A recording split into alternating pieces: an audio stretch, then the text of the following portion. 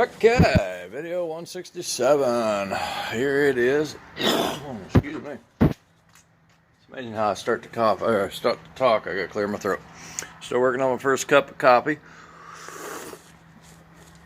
June 11th, Thursday. Back at the shop, 2020. Wow.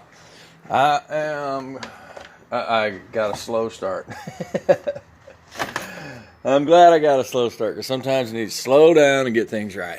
Anywho, got back last night, did a little cooking, and was going to work on this thing. But by the time I got back after fighting that wind yesterday with that steering wheel, I realized I'm a lot more tired than I care to admit, and I just decided I would relax and start over today. Waking up this morning, haven't got my first cup of coffee in me. Just did some size fitting on these two boards for the up front, and I got to trim this off by about 1/4 inch and a little piece down there. The other one fits pretty good. Haven't waterproofed those yet.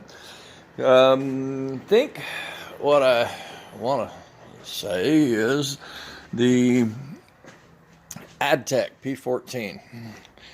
I thought it was a glorified Bondo, and you know, it might be, I don't know, but I know when I opened it up, it smelled like fiberglass resin and polyester fiberglass resin or gel coat.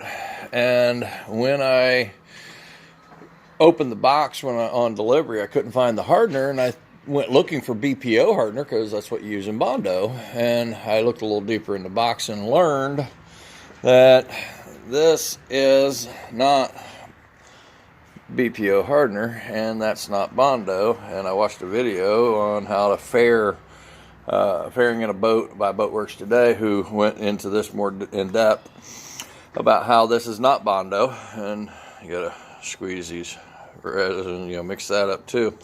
It's a gel coat paste. Basically, it works like a gel coat paste. It smells like a gel coat paste. He said it's like a gel coat paste. I don't know if that's what it is or not. But in either case, it's a nice filler. Don't know if I was supposed to use it here or not.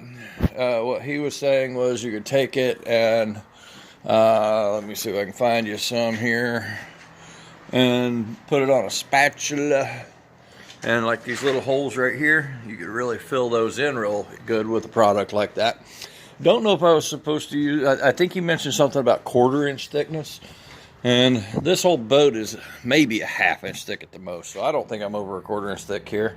I haven't done any chop strand mat, haven't done any finishing on this side. I just needed a backer for the other side.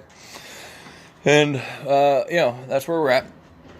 I'm going to do some sand work this morning and get things ready to waterproof those boards. I'm going to sand up there for the installation of those boards. And down here, I got stumped last year. Take my shoes off because I was running out of weather and I was in a hurry to get this transom in, and I was throwing down some glass without enough information. Trial and error, if you will. And this right here, it did not bond to it. And I've learned a lot of my mistakes since then. And that is, resin rich is bad. And MEKP is good. You need to make it a little hot when the temperatures are what they are. At that point, the temperatures were up good, but the humidity was also up. And I don't know if this wood had moisture in it. That's the big thing. I don't have a moisture tester. All I know is I put down resin to waterproof the wood, and then threw on a layer while it was still wet, and then went to another layer while it was still wet. And when it kicked off, the top was very tacky. The top did kick off to a hard finish, but all this was tacky. I put a layer of 1708 down there. I didn't put down any chop strand mat because the back of 1708 is chop strand mat, and I did not get it to bond to the wood. It, like this right here, that's glued. That right there, glued. You can't get that off if you wanted to. You got to sand that off. And this did not bond to the wood.